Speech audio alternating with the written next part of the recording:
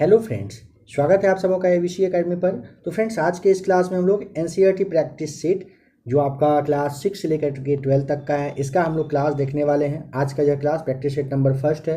Practice set number first में जितने भी सवाल आपको दिए गए हैं, दिए जाते हैं, सारे सवालों को आज के इस क्लास में हम लोग देखने वाले हैं। आप में से जो भी लोग नए हो, आप लोग यहाँ पर ध्यान रखिएगा। अगर आपको एनसीईआरटी का ही क्लास देखना हो तो आप ना प्लेलिस्ट आकर के एक बार चेक कर लीजिएगा। रुक्मणी यानी कि जैसे आप प्लेटफॉर्म कहते हो उसका, साथ ही साथ जो किरण पब्लिकेशन का 6300 प्लस जो आपका बिहार में पूछे गए प्रश्नों का संग्रह है, उसका भी क्लास दिया जा चुका है, तो आप लोग वो भी देख सकते हैं। एनसीईआरटी सार संग्रह जो है रुक्मणी वाला और जो किरण वाला है, सबका काफ़ी अच्छे से डिस्कशन दिया गया है। आज के इस क्लास में आप ना रिवीजन के रूप में क्लास देखने वाले हो। आज के इस क्लास में आपको पहले बता दिया जा रहा है, डिस्कशन नहीं के बराबर है। 100 सवाल आज के इस क्लास में आपको देखना है। 100 में से आप कितना नंबर ला पाते हो, उसके लिए आप टेस्ट लगा लीजिए। कोशिश करिएगा 70 प्लस कम से कम अपना नंबर ले ही आए आप। अगर ले आते हैं तो बहुत अच्छी बात है, नहीं तो आपको तैयारी करने की और काफ़ी हद तक कहिए कि तैयारी करने की ज़रूरत है। कुछ कहना होगा आप कमेंट करके बता सकते हो। क्लास पसंद आए तो वीडियो को लाइक शेयर सब्सक्राइब आप खुद से कर लिया करेंगे। आइए सबसे पहला सवाल देखते हैं।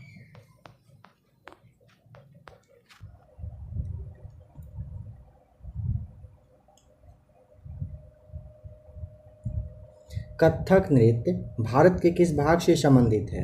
राइट आंसर हो जाएगा ऑप्शन नंबर ए, उत्तर भारत से संबंधित है। याद रखिएगा, पूछा जाए कथक नृत्य भारत के किस भाग से, आपको यहाँ पर उत्तर भारत बताना होता है। क्लास 7 का चैप्टर नंबर जो 7 है, यानी कि पेज नंबर जो आपका 84 है, यहीं पर ये वाला सवाल आपको दिया गया है। ठीक है, ध्यान रखेंगे। नंबर सेकेंड कह रहा है मेसोलिथिक या मध्य पाषाण युग के संबंध में इन कथनों पर विचार करिए और सही कौन सा विकल्प है उसे चुनिए। देखिए, मेसोलिथिक के बारे में बात कर रहा है, मेसोलिथिक के, तो इसे आप मध्य पाषाण युग भी कहते हो, है ना। इस समय पत्थर के औजार को माइक्रोलिथ कहा जाता था, यह बिल्कुल सही है। पत्थर के औजार आकार में बड़े थे, ऐसा नहीं है। इस समय पुराने किस्म के औजार अनुपस्थित थे, ऐसा भी नहीं था। उपस्थित, अनुपस्थित क्यों रहेगा? तो यहाँ पर नंबर जो सी है सही जवाब हो जाएगा, यानी कि पहला वाला बस सही दिया गया है। नंबर थर्ड कह रहा है बसोहली शैली किस राज्य से संबंधित है? सही जवाब हो जाएगा बसोहली हिमाचल प्रदेश से। बसोहली कहाँ से? हिमाचल से संबंधित है। रसमंजरी की रचना किसने किया है? यहाँ पर आपको नंबर थर्ड ठीक करना होता है। भानुदत्त के द्वारा रसमंजरी की रचना की गई है। रसमंजरी की रचनाकार कौन है? तो भानुदत्त आपको बताना होता है। बताएंगे कि बृहद्रम जो पुराण है, बृहद्रम पुराण है, इसके संबंध में कौन सा कथन है जो सही है? देखिए, पहला कह रहा है कि इसकी रचना बंगाल में की गई थी, ये बात सही है। सेकेंड कह रहा है कि इसमें ब्राह्मणों को कुछ विशिष्ट प्रकार की मछलियां खाने की अनुमति दी गई थी, यह भी बिल्कुल सही है। बृहद्रम पुराण के बारे में आपसे पूछा जाए तो आपको बताना होता है नंबर सी, क्योंकि बंगाल में इसकी रचना सही में हुई थी और ब्राह्मणों को कुछ विशिष्ट प्रकार की मछलियों को खाने की अनुमति दी भी गई थी। यहाँ पर आपको सही मिलाना है। फर्रुखसियर का कार्यकाल कब से कब तक रहा था? अगर आपको एक भी यहाँ पे याद होगा तो शायद आप मिला लेंगे सही से। देखिए, फर्रुखसियर का रहा था 1713 से 1719 तक। आलमगीर द्वितीय की बात करें 1754 से 59 तक रहा था। शाह आलम द्वितीय की बात करें तो 59 से लेकर के 1806 तक इनका समय था। और जो अहमद शाह है, इनका आपको 1748 से 1754 तक बताना होता है। ये सही जवाब हो जाएगा। स्क्रीनशॉट लेना चाहें जरूर लेकर के रख लीजिएगा।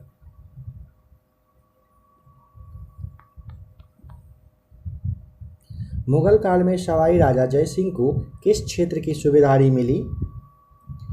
यहाँ पे आपको बताना होता है नंबर बी सही जवाब, मालवा का। मुगल काल में सवाई राजा जो जय सिंह थे, इनको कहाँ का? मालवा का सूबेदारी मिला था। नवपाषाण काल के औजारों के संबंध में निम्नलिखित कथनों पर विचार करिए। कहाँ के बारे में, कब के बारे में कहा जा रहा है? नवपाषाण काल के समय में। पहला कह रहा है औजार पॉलिश किए जाते थे, सही है। सेकेंड कह रहा है इस अवधि में ओखल और मूसल का उपयोग अनाज को पीसने के लिए किया जाता था, यह भी बिल्कुल सही बात है। नवपाषाण काल में ध्यान रखिएगा औजार पॉलिश किए जाते थे और इस समय में ओखल और जो मूसल हुआ करता था, इसका यूज अनाज को पीसने के लिए किया जाता था। सिख जत्थों तथा मिसलों की संयुक्त सेना को क्या कहा जाता था? काफ़ी इजी क्वेश्चन है ना। दल खालसा आपको बताना होता है। कह रहा है सिख जत्थों तथा मिसलों की संयुक्त सेना को क्या कहा जाता था? तो दोस्तों यहाँ पे आपको दल खालसा बताना होता है। सिखों की राखी व्यवस्था के अंतर्गत उपज का कितना प्रतिशत हिस्सा संरक्षण के लिए लिया जाता था?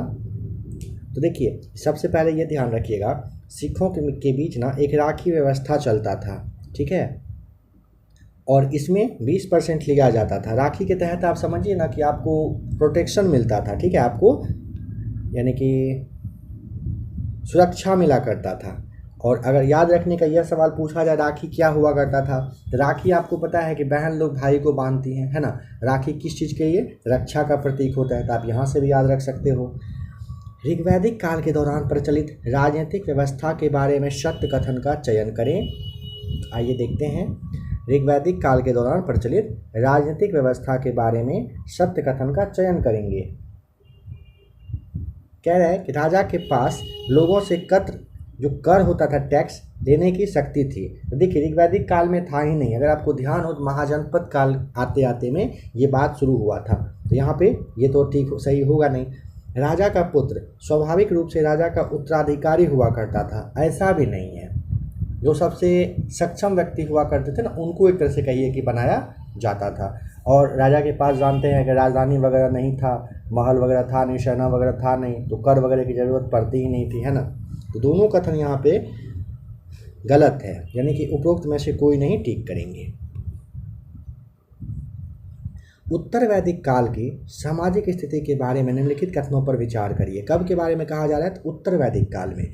क्या है? उत्तर वैदिक काल में महिलाओं और शूद्रों दोनों वेदों का अध्ययन करने की अनुमति नहीं दिया गया था। क्या यह सही है? याद करिए पहले। हाँ, बिल्कुल सही बात है। अब वर्ण व्यवस्था जन्म के आधार पर तय की जाती थी। क्या ये सही है? उत्तर वैदिक काल में यह भी बिल्कुल सही है, ठीक है। वर्ण व्यवस्था जन्म के आधार पर तय किया जाना शुरू हो चुका था। नंबर सी ठीक करेंगे। बताएंगे कि प्रशस्ति का अर्थ क्या होता है? प्रशस्ति मतलब प्रशंसा, प्रशस्ति मतलब प्रशंसा। ऑप्शन नंबर सी सही जवाब है। समुद्रगुप्त की नीतियों का वर्णन किसने किया है? हरिसेन ने किया है। नंबर डी सही जवाब हो जाएगा, ठीक है। ये जो समुद्रगुप्त के दरबारी कवि थे, हरिसेन ही थे ना। यहाँ पे कह रहे हरिसेन ने प्रयाग प्रशस्ति में दक्षिणापथ के शासकों की संख्या कितनी बताई है?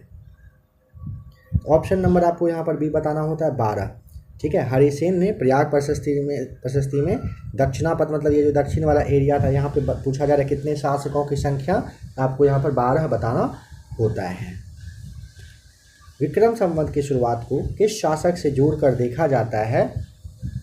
विक्रम संवत की बात करें तो चंद्रगुप्त सेकेंड यहाँ पर राइट आंसर हो जाएगा, ठीक है। चंद्रगुप्त सेकेंड सही जवाब है। विक्रम संवत की शुरुआत चंद्रगुप्त द्वितीय से जोड़ करके देखा जाता है। 58 ईसा पूर्व में ये शुरू हुआ था, यह सब तो आपको खैर पता ही होगा, है ना। हर्षवर्धन को नर्मदा नदी के तट पर किसने रोका था? किसने रोका था? तो पुलकेशिन द्वितीय ने रोका था। हर्षवर्धन को नर्मदा नदी के तट पर किसने? पुलकेशिन सेकेंड ने। पल्लवों के काल में नगरम किसे कहा जाता था? नगरम हुआ करता था व्यापारियों के संगठन को कहते थे। व्यापारियों के संगठन को क्या कहा जाता था? नगरम कहा जाता था। जनपद का क्या अर्थ होता है? जनपद, जनपद का मतलब हो गया आपका जन के बसने की जगह को कहते हैं जनपद। जन के बसने की जगह को जनपद कहते हैं, ठीक है। महाजनपदों का उद्भव लगभग कितने वर्ष पूर्व में हुआ था? बताइए, महाजनपदों का उद्भव लगभग कितने वर्ष पहले हुआ था? तो यह सवाल बहुत बार एग्जाम में पूछा गया है। 2500 साल पहले आपको बताना होता है। Option number B. महाजनपद काल के संबंध में निम्नलिखित कथनों पर विचार करिए। यानी कि महाजनपद के समय में कह रहा है कि हल के फाल अब लोहे के बनने लगे और धान के पौधों का रोपण प्रारंभ हो गया।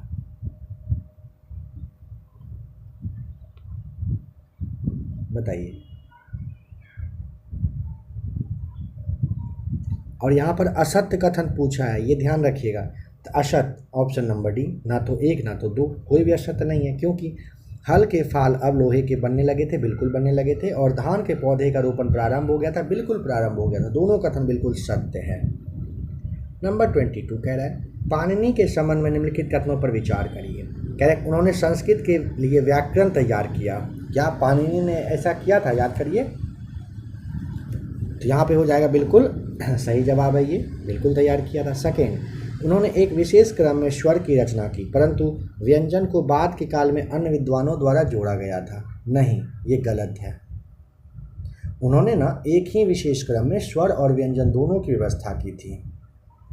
तो ऑप्शन नंबर पहला सही, दूसरा गलत। ऑप्शन ए को ठीक करेंगे यहाँ पर। कह रहे कि वज्जी संघ का वर्णन किस पुस्तक में दिया हुआ है? वज्जी के बारे में कहाँ पर आपको मिलता है? ऑप्शन नंबर हो जाएगा सी, दीर्घनिकाय में वज्जी के बारे में वर्णन मिलता है। वज्जी संघ का जो वर्णन है वो दीर्घनिकाय में मिलता है। कह रहे कि पूर्वी उड़ीसा में जगन्नाथ जी का मंदिर किस वंश के शासक ने बनवाया? बताइए। जगन्नाथ जी का मंदिर कौन से शासकों ने बनवाया था? तो ऑप्शन नंबर आपको डी बताना होता है। गंग वंश के शासकों ने बनवाया था। किसने बनवाया था? गंग वंश के शासकों ने बनवाया था। नेक्स्ट क्वेश्चन कह रहा है अकबर ने बंगाल को किस वर्ष जीता था? अकबर ने ना बंगाल को 1586 में जीता था। ठीक है, 1586 में। नेक्स्ट क्वेश्चन क्या है, याद रखिएगा, अकबर ने बंगाल को 1586 में। दक्षिण भारतीय भक्ति संतों के बारे में सत्य कथन का चयन करें। कह रहे कि नैनार शैव संत थे। बिल्कुल, नैनार शैव थे, यानी कि शिव को मानते थे। अलवार वैष्णव संत थे। बिल्कुल थे। ये संत केवल अस्पृश्य समझे जाने वाले पुलैया तथा पनार जातियों के लोग थे। नहीं, ऐसा नहीं है। तीसरा वाला कथन बिल्कुल गलत है। ठीक है, पहला दूसरा सही है। ऑप्शन नंबर ए 26 का टिक करेंगे यहाँ पर। निम्नलिखित कथनों पर विचार करिए। कह रहे पुहार पांड्यों का बंदरगाह था। सेकंड कह रहे मदुरै चोलों का बंदरगाह था। बताइए क्या होगा सही?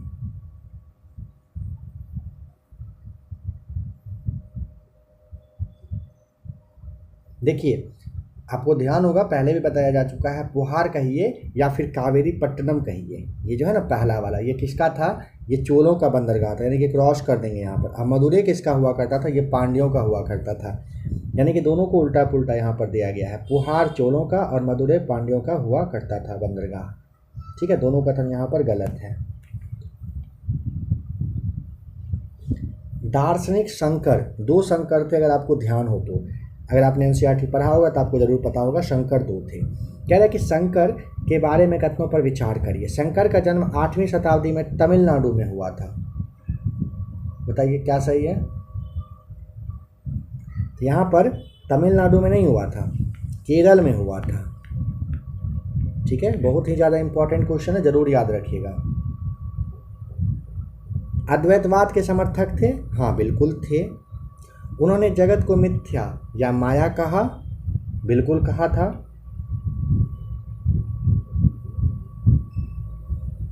मोक्ष प्राप्ति के लिए ज्ञान के मार्ग को अपनाने का उपदेश दिया था।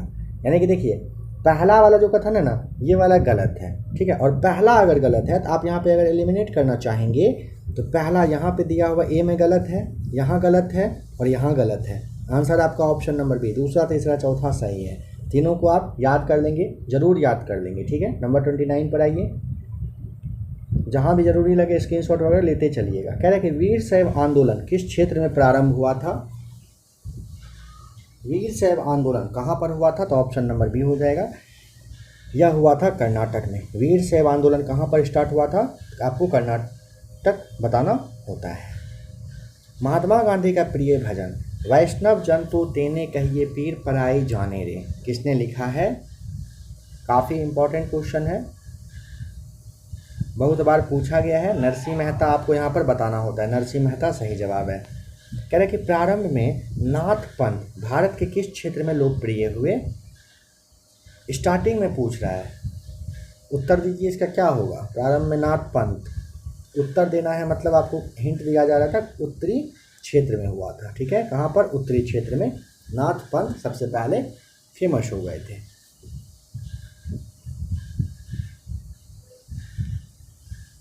मीराबाई किसकी अनुयायी बन गई, बताइए। मीराबाई किसकी अनुयायी बन गई? मीराबाई बन गई थी रविदास की। मीराबाई किसकी? याद रखना, याद नहीं हो तो बाई, बाई को आप दास से याद रख सकते हो, बाई बराबर दास, ठीक है। चोल काल में करों के संबंध में निम्नलिखित कथनों पर विचार करें। कब? चोल के बारे में कह रहे हैं, चोल काल के बारे में। वेट्टी एक प्रकार का ऐसा कर था जिसे नगद में संग्रहित किया जाता था, और कदमई एक भू राजस्व था, बताइए।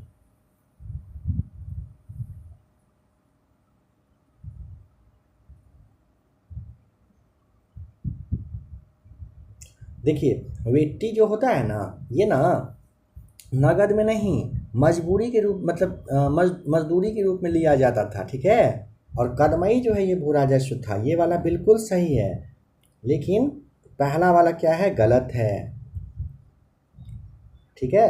नगद में नहीं लिया जाता था, ये जबरन लिया जाता था ये। कबीर का जन्म किस परिवार में हुआ था, बताइए। तो कबीर का जन्म हुआ था कहाँ? जुलाहा परिवार में। कबीर का जन्म कहाँ हुआ था? जुलाहा परिवार में। लंगर व्यवस्था की शुरुआत किसने किया? लंगर व्यवस्था की शुरुआत किया किसने? गुरु नानक ने किया था। लंगर व्यवस्था की शुरुआत किसने किया है? गुरु नानक ने। संस्कृत व्याकरण की रचना किसने किया है? संस्कृत व्याकरण की रचना किसने किया है? पाणिनि ने किया है। ऑप्शन नंबर 3 यहाँ पर सही जवाब है। संस्कृत व्याकरण की रचना किसने किया? पाणिनि ने किया। स्वामी महावीर ने अपनी शिक्षा किस भाषा में दी थी? प्राकृत में दिया था। महावीर स्वामी ने अपनी शिक्षा कहाँ पर? प्राकृत में दिया है। जैन धर्म के संदर्भ में निम्नलिखित कथनों पर विचार करिए। जैन धर्म कह रहा है मुख्यतः व्यापारियों ने जैन धर्म का समर्थन किया। साधारणतः किसान वर्ग के लोगों ने जैन धर्म को स्वीकार नहीं किया। बताइए सही जवाब। सोचिए क्या होगा। देखिए व्यापारियों ने समर्थन किया, सही है। किसान वर्ग ने जैन धर्म को स्वीकार नहीं किया, सही है, क्योंकि जैन धर्म में आपको पता है कीड़ा मकोड़ा वगैरह को मारने की अनुमति होती नहीं है, और अगर ऐसा आप करेंगे नहीं तो किसान के लिए खेती करना काफ़ी मुश्किल हो जाएगा, ठीक है। दोनों कथन बिल्कुल सही है।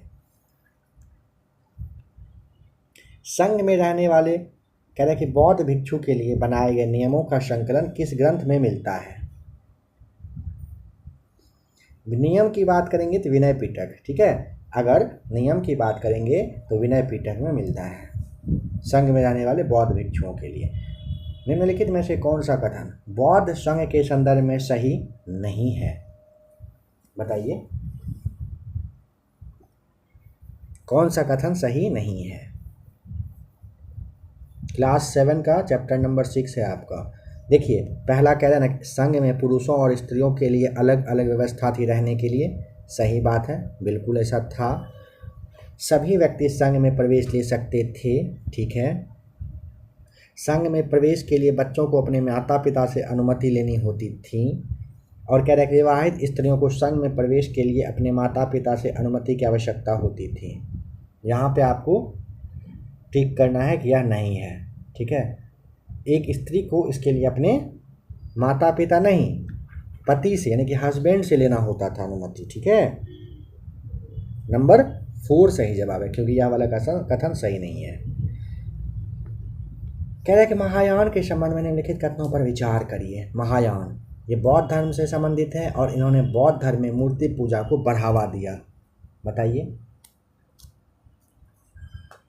देखिए यहाँ पर आपको ऑप्शन नंबर सी टिक करना है, क्योंकि दोनों कथन बिल्कुल सही है। बौद्ध धर्म से संबंधित है कौन सा? महायान, और महायान में ही आपको मूर्ति पूजा की मतलब कहिए कि बारे में विशेषता दिया गया था।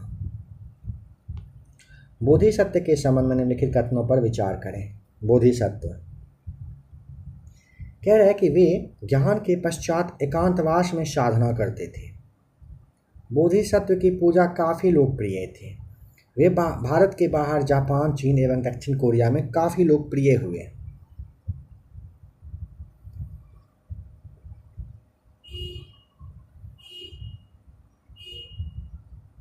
देखिए वे ज्ञान प्राप्ति के पश्चात एकांतवास में साधना करते थे, नहीं ना करते थे, ऐसा तो नहीं था, गलत हो जाएगा। बोधिसत्व की पूजा काफ़ी लोकप्रिय थी, बिल्कुल ठीक है। और भारत के बाहर जापान, चीन और दक्षिण कोरिया में काफ़ी लोकप्रिय है, यह भी सही है।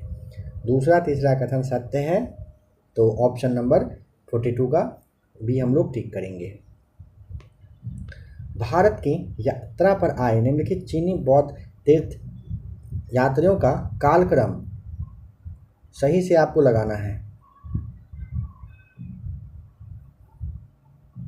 सबसे पहले आपको ध्यान रखना होता है फाहियान आता है, फिर वेंसांग आता है और फिर इत्सिंग आता है। ठीक है, सबसे पहले फाहियान, वेंसांग और इत्सिंग, ऑप्शन बी।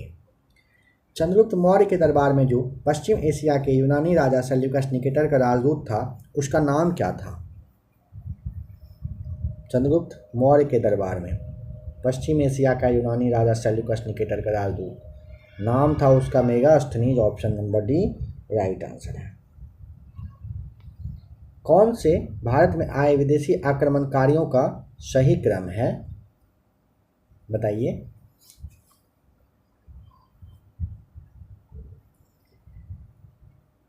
बहुत अच्छा सवाल है। विदेशी आक्रमणकारियों का सही क्रम अगर पूछे आपसे, सबसे पहले आप ऐसे हिंद यवन बताएंगे, हिंद यवन, शक, उसके बाद आपको हिंद पार्थियन और फिर आपको बताना होता है कुषाण। ऑप्शन नंबर सी यहाँ पर सही जवाब हो जाएगा। ठीक है, अशोक ने जगह जगह जाकर लोगों को शिक्षा देने के लिए अधिकारियों की नियुक्ति की। इन अधिकारियों को निम्नलिखित में से किस नाम से जाना जाता था? काफ़ी इजी सवाल है ना, आप तो जानते हैं धम्म महामात्र के नाम से इसे जाना जाता था। ठीक है, अशोक ने जगह जगह जाकर लोगों को शिक्षा के लिए अधिकारियों की नियुक्ति की और उनका नाम क्या रखा गया? धम्म महामात्र। अशोक के संबंध में निम्नलिखित कथनों पर विचार करिए। पहला, अशोक ऐसा पहला शासक था जिसने अभिलेखों द्वारा जनता तक अपना संदेश पहुंचाने की कोशिश की। क्या ये सही है? हाँ, सही बात है। सेकेंड, अशोक के ज़्यादातर अभिलेख खरोष्ठी लिपि में हैं? नहीं। ये कथन क्या हो जाएगा? गलत हो जाएगा। ठीक है, अशोक के ज़्यादातर अभिलेख ना प्राकृत भाषा और ब्राह्मी लिपि में था, खरोष्ठी में नहीं था। अशोक ने अपने एक अभिलेख में कलिंग युद्ध का वर्णन किया है, बिल्कुल सही बात है। और वह कौन सा वाला? तो 13वें नंबर का शिलालेख था, यह भी सही है। पहला और तीसरा सही है, दूसरा गलत है। मुगलों की जागीर दिल्ली सुल्तानों में से किसके बराबर है? मुगलों की अगर जागीर दिल्ली सुल्तानों में किसके बराबर है पूछा जाए तो इक्ता के बराबर आपको बताना होता है। ठीक है,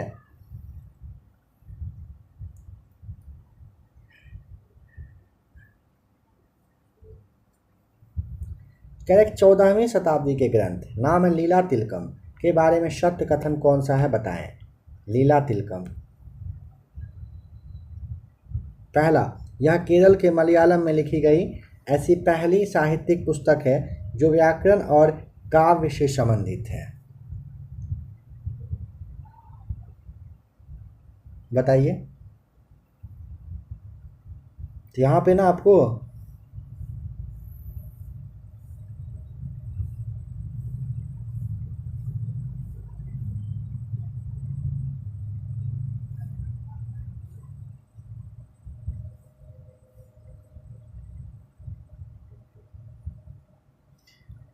में कह रहा गया केरल के मलयालम में लिखी गई एक ऐसी साहित्यिक पुस्तक है जो व्याकरण में, ठीक है, तो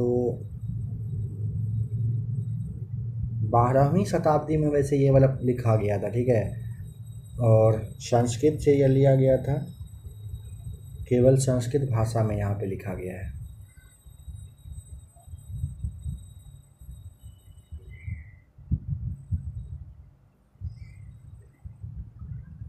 तो यहाँ पे आपका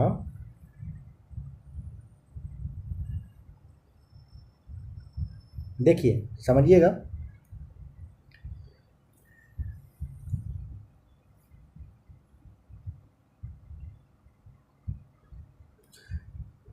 यहाँ पे दोनों कथन सही होना चाहिए। ठीक है, और ये दोनों कथन यहाँ पे मतलब बिल्कुल सही है। ऑप्शन नंबर सी को यहाँ पे हम लोग टिक कर देते हैं इसके लिए, लीला तिलकम के बारे में। नेक्स्ट क्वेश्चन कह रहा है कि निम्नलिखित में से किन स्थानों पर अशोक के शिलालेख प्राप्त हुए हैं? तो कंधार से तो मिला ही था, ब्रह्मगिरी से मिला था, जौगर से मिला था, गिरनार से मिला था, लुम्बिनी से मिला था, यानी कि सभी जगह से मिला है यहाँ पर ना। तो ऑप्शन नंबर डी टिक करेंगे। अशोक के शिलालेख इन सब जगहों से मिला है, जरूर याद रखिएगा। अशोक ने धम्म के विचारों को प्रसारित करने के लिए अपने राजदूत को निम्न में से कहाँ भेजा? सीरिया भेजा, मिस्र भेजा, श्रीलंका भेजा, सभी जगह भेजा था। तो ऑप्शन नंबर हम लोग डी यहाँ पर ठीक करेंगे। मौर्य साम्राज्य में अक्सर राजकुमारों को कौन सा पद दिया जाता था? काफ़ी इजी है ना, राज्यपाल यानी कि गवर्नर का पद दिया जाता था। भारत को उपमहाद्वीप कहा जाता है क्योंकि पहला, बड़े आकार के कारण, ठीक है। सेकेंड, समुद्रों, पहाड़ियों तथा पर्वतों से बटे होने के कारण उपमहाद्वीप कहा जाता है। दोनों कथन बिल्कुल सत्य है। संपूर्ण जो एनसीईआरटी का निचोड़ जिसे कहते हैं ना, बिल्कुल वही निचोड़ है आपके लिए यह वाला बुक। महाजनपद काल में अनाज रखने के लिए किस पात्र का उपयोग किया जाता था? चित्रित, धूसर, मेदभांड का यूज किया जाता था। महाजनपद काल में अनाज रखने के लिए कौन से पात्र का उपयोग? चित्रित, धूसर, मेदभांड का। पांडुलिपियों का क्या महत्व है?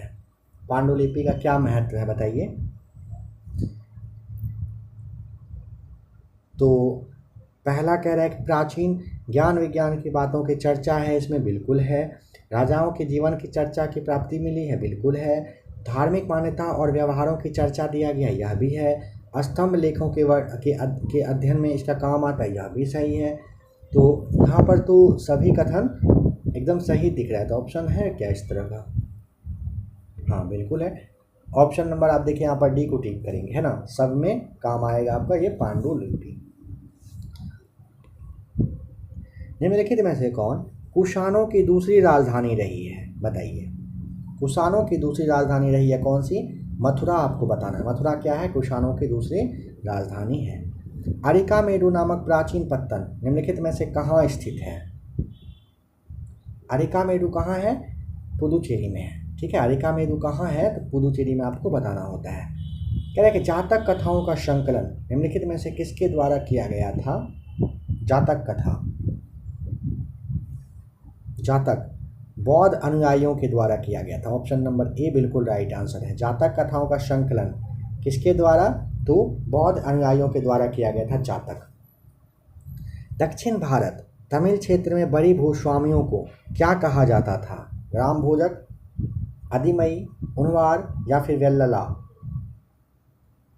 आपको वेल्लला या वेल्लाल कहा जाता था, याद रखिएगा। दक्षिण भारत में, साउथ में, तमिल क्षेत्र में बड़े भूस्वामी मतलब जो जिसके पास ज़्यादा ज़मीन हुआ करता था उसे वेल्लला कहते थे या वेल्लाल कहते थे। अफगानिस्तान से प्राप्त होने वाले कांधार अभिलेख के संबंध में निम्नलिखित कथन पर विचार करिए।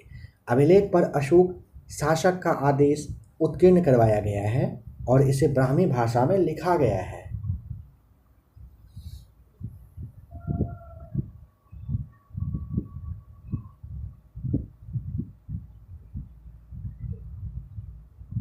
पहला वाला अभिलेख पर अशोक के शासक का उत्कीर्ण शासन जो है आदेश है वो दिया गया है और ब्राह्मी भाषा में नहीं लिखा गया है। ब्राह्मी पता है क्या हुआ करता था? याद करिए तो क्या हुआ करता था ब्राह्मी?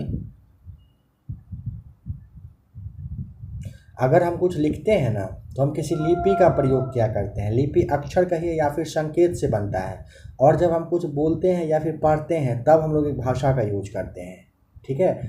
इस अभिलेख में ना मतलब इस क्षेत्र में जो भी अभिलेख मिला है यहाँ पर यूनानी और अरामैक नामक दोनों अलग अलग लिपि और भाषा का यूज किया गया है। ये वाला कथन नहीं होगा। पहला को हम लोग 60 का 1 टिक करेंगे, ए को। पुरातात्विक स्रोतों के संबंध में निम्नलिखित में से कौन सी चीजें शामिल होती हैं? पुरातात्विक में अभिलेख, मिट्टी के बर्तन, जानवर की हड्डी, ठीक है, धातु, आभूषण, औजार सबका परीक्षण किया जाता है। पुरातात्विक स्रोत में जो मिल जाए सब यूज आता है। तो नंबर सी यहाँ पर टिक करना है। प्रारंभिक मानव आखेटक खाद्य संग्राहक के रूप में एक जगह से दूसरी जगह क्यों घूमा करते थे? पहला कह रहा है कि एक जगह रुकने के कारण वहाँ के फल, वृक्ष तथा जानवरों को खाकर समाप्त कर देते थे, ठीक है। सेकंड, शिकार ढूंढने के कारण, यह भी सही है। मवेशी का चारा ढूंढने के लिए, यह भी सही है। मौसम बदलने के कारण, यह भी सही है। चारों कथन एकदम सही है। ऑप्शन नंबर डी टिक करेंगे नंबर 62 में। आहत सिक्के के संदर्भ में निम्नलिखित कथनों पर विचार करिए। आहत सिक्के में और बताना है कौन सा कथन गलत है। पहला, आहत सिक्के सामान्यतः आयताकार, वर्गाकार या गोलाकार हुआ करता था। ठीक है, बिल्कुल ये तो सही है। आहत सिक्के को सामान्यतः ढाल कर बनाया जाता था, गलत है। यह सिक्के चांदी या तांबे के विभिन्न आकृतियों के होते थे, यह भी सही है। ढाला नहीं जाता था, सिक्का पर चोट पहुंचाया जाता था, उसे आहत किया जाता था, तो आहत सिक्का बनकर तैयार होता था। मथुरा के अभिलेखों में निम्न में से किनका उल्लेख मिलता है। मथुरा में देखिए, मथुरा के अभिलेख में ना सुनारों का, लोहारों का, टोकरी एवं माला जो बनाने वाले होते थे उनका, सबका मिलता है। ऑप्शन नंबर डी टिक करेंगे 64 में। एक संगमकालीन व्यापार के संदर्भ में निम्नलिखित में से कौन सा कथन सही नहीं है। संगमकालीन व्यापार के संदर्भ में पूछा है। पहला, व्यापारी सामानों को ले जाने के लिए केवल समुद्री मार्ग का प्रयोग करते थे, यही गलत हो गया, केवल समुद्री मार्ग नहीं। दक्षिण भारत सोना, मसाले, खासकर जो आमतौर पर आप कहिए कि काली मिर्च हुआ करता था और कीमती पत्थर है उसके लिए फेमस था, बिल्कुल था। दक्षिण भारत से रोम से व्यापार के प्रारूप स्वरूप अनेक रोमन सिक्के मिले हैं, सही है। दोनों कथन सही है पहला को छोड़कर। बुद्ध की जीवनी, बुद्ध चरित्र के रचनाकार निम्नलिखित में से कौन थे, बताइए। बुद्ध चरित्र के रचनाकार कौन थे। तो बुद्ध चरित्र का हो जाएगा कौन, अश्वघोष थे। बुद्ध चरित्र के रचनाकार अश्वघोष थे। बौद्ध धर्म के प्रसार के संदर्भ में निम्नलिखित कथनों पर विचार करिए और कौन सा कथन सही है बताइए। पहला, बौद्ध धर्म दक्षिण पूर्व की और श्रीलंका, म्यांमार, थाईलैंड तथा इंडोनेशिया सहित दक्षिण पूर्व एशिया के अन्य भागों में भी फैला, यह तो बिल्कुल सही है। इन क्षेत्रों में थेरवाद नामक बौद्ध धर्म का आरंभिक रूप कहीं अधिक प्रचलित था, बिल्कुल यह भी सही है। दोनों कथन सत्य है। ऑप्शन नंबर सी टिक करेंगे। प्रायः स्तूपों के चारों ओर परिक्रमा करने के लिए एक वृत्ताकार पथ होता था जो कहलाता था। ऑप्शन नंबर बी हो जाएगा, प्रदक्षिणा कहलाता था। प्रायः स्तूपों के चारों ओर परिक्रमा करने के लिए एक वृत्ताकार पथ होता था जो क्या कहलाता था, प्रदक्षिणा कहलाता था। प्रारंभिक मानव निम्न में से किस आधार पर पौधों तथा जानवरों का चयन करते थे। तो जिनके बीमार होने की संभावना कम हो, बड़े दांत तथा मजबूत डंठल वाले पौधे का, अहिंसक जानवर का, यहाँ तो सभी दिख रहा है, ठीक है, तो इस तरह का ऑप्शन लगता है होगा। हाँ बिल्कुल है, ऑप्शन नंबर आपको यहाँ पर सी टिक करना होता है, ठीक है। करेक्ट। चोलों का महत्वपूर्ण पत्तन कौन सा था बताइए। चोलों का महत्वपूर्ण पत्तन कौन सा था। चोलों का महत्वपूर्ण पत्तन पूछेगा, पुहार बताइएगा। पुहार चोलों का महत्वपूर्ण पत्तन था। कह रहे हैं कि बुर्ज होम में आवास के संबंध में निम्नलिखित कथनों पर विचार करिए। तो पहला, बुर्ज होम में लोग गड्ढे के नीचे घर बनाते थे, बिल्कुल सही है। और पुरातत्वविदों को झोपड़ियों के अंदर तथा बाहर दोनों ही स्थानों पर आग जलाने की जगह मिली है, बिल्कुल दोनों कथन सही दिख रहा है। तो ऑप्शन नंबर सी को टिक करना है। बुर्ज होम के बारे में गड्ढे के नीचे लोग घर बनाते थे और झोपड़ी के अंदर और बाहर दोनों जगह आग जलाने की जगह मिला है। कुषाणों के समय बौद्ध धर्म की किस नई शाखा का विकास हुआ था। महायान का, ऑप्शन नंबर बी। कुषाणों के समय बौद्ध धर्म की किस नीति यानी किस नई शाखा का विकास हुआ था, तो महायान का। हड़प्पाई संस्कृति के संबंध में सही मिलान करें। तो आइए देखते हैं। तांबा कहाँ से मिलता है। तांबा तो राजस्थान से मिला था। सोना मिला था कहाँ से, कर्नाटक से। और टिन मिलेगा आपका कहाँ से, अफगानिस्तान से। तो इस तरह से सही जवाब हो जाएगा। एक सेकेंड,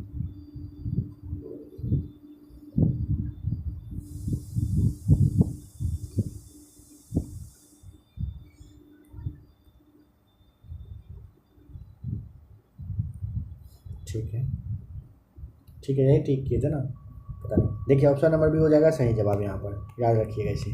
हड़प्पाई सभ्यता के अंत के संबंध में इतिहासकारों ने क्या क्या अटकलें लगाई? बहुत कुछ लगाया था। पहला, नदियों का सूखना कारण था, जंगलों का विनाश होना कारण, चारगाह मैदान समाप्त होने का कारण, बाढ़ के कारण, शासकों के नियंत्रण समाप्त होने के कारण, सभी तरह का मतलब जो कारण है ना यहाँ पे सही माना जा सकता है। तो ऑप्शन नंबर 4 यानी कि डी को टिक करेंगे। हड़प्पा सभ्यता के अंत होने का क्या परिणाम हुआ? हड़प्पाई नगरों को लोगों ने छोड़ दिया, ठीक है। मुहर, लेखन तथा बाटों का प्रयोग बंद हो गया, ठीक है। कच्चे माल का आयात घट गया, सही है। नई बस्तियों की संख्या बढ़ गई, यह भी सही हो जाएगा आपका, सभी सही है, option number D. Number 76, silk route पर नियंत्रण रखने वाला शासकों में सबसे प्रसिद्ध कौन सा वंश है? Option number C right answer, Kushan था। सिल्क रूट पर नियंत्रण रखने वाले शासकों में सबसे फेमस कुषाण। अश्वघोष, जिसने बुद्ध की जीवनी लिखी, किसके दरबारी कवि थे? अश्वघोष थे Kanishka, option number B Kanishka का। रोमन साम्राज्य में भारत के किस वस्तु की मांग सबसे अधिक थी? रोमन साम्राज्य में काली मिर्च, किसका? काली मिर्च का सबसे ज़्यादा मांग हुआ करता था। कह रहा पुलकेशिन के बारे में निम्नलिखित में से कौन सा एक कथन है जो सही नहीं है? आइए पढ़ते हैं। ऐहोल शिलालेख पुलकेशिन द्वितीय की विजय की वर्णन करता है। गुप्तों के खिलाफ लड़ाई में उनकी मृत्यु हो गई। नरसिंह वर्मन ने पुलकेशिन द्वितीय को हराया और वातापी पर कब्जा कर लिया। पुलकेशिन द्वितीय ने 610 से 642 तक शासन किया। कौन सा कथन गलत मिला आपको? गुप्तों के खिलाफ लड़ाई में उनकी मृत्यु हो गई, गलत है ये बात, ठीक है। चलिए नेक्स्ट है क्वेश्चन नंबर 80। जाट राज्य अपने किस राजा के समय शक्तिशाली रूप से उभरा था? जाट राज्य अपने कौन से राजा के समय? तो नाम था उनका सूरजमल, ठीक है। जाट राज्य अपने जो सूरजमल शासक थे उनके समय में शक्तिशाली हो गया था काफ़ी। 16वें वित्त आयोग के चेयरमैन नियुक्त किए गए हैं। चलिए अरविंद पनगड़िया यहाँ पे होना है, ठीक है। तो एग्ज़ाम से पहले देख लीजिएगा डेटा फिर से। केंद्र सरकार ने पिछले कुछ वर्षों में राष्ट्र विरोधी गतिविधियों में संलिप्त होने के कारण किन संगठन पर प्रतिबंध लगा दिया है?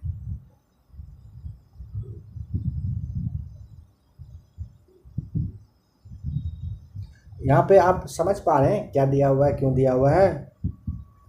आशा है कि समझ गए होंगे। देखिए,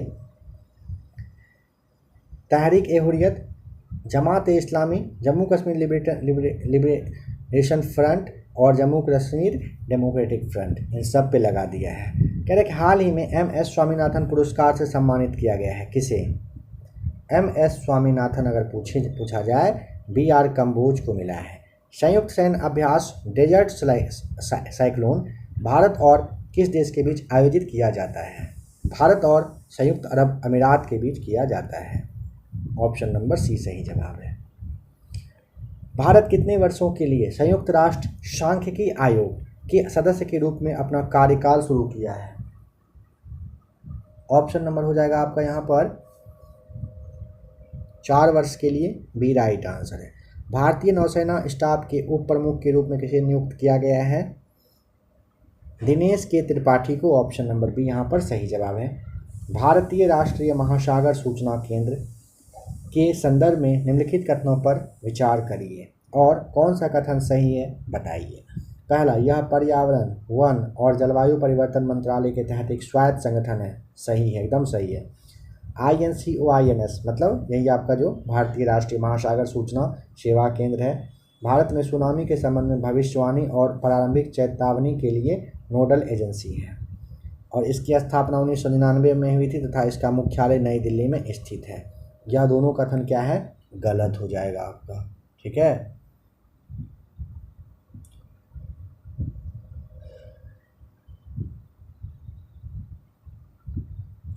आइए नेक्स्ट क्वेश्चन देखते हैं।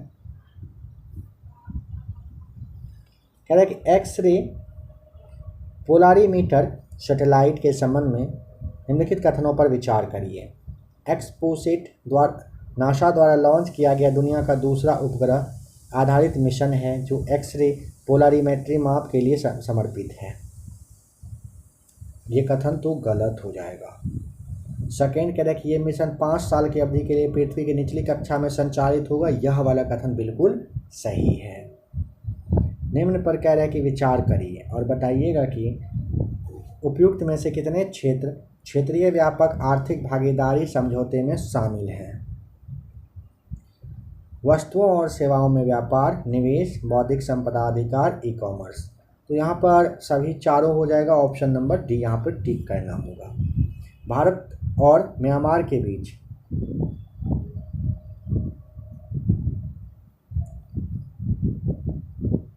देखिए यहाँ पे भारत और म्यांमार के बीच कह रहा है कि मुक्त आवाजाही व्यवस्था के संदर्भ में निम्नलिखित कथन पर विचार करिए। ठीक है, और सही कथन पूछा है कि गलत पूछा है पहले देख लेते हैं। कथनों में से कितने सही हैं।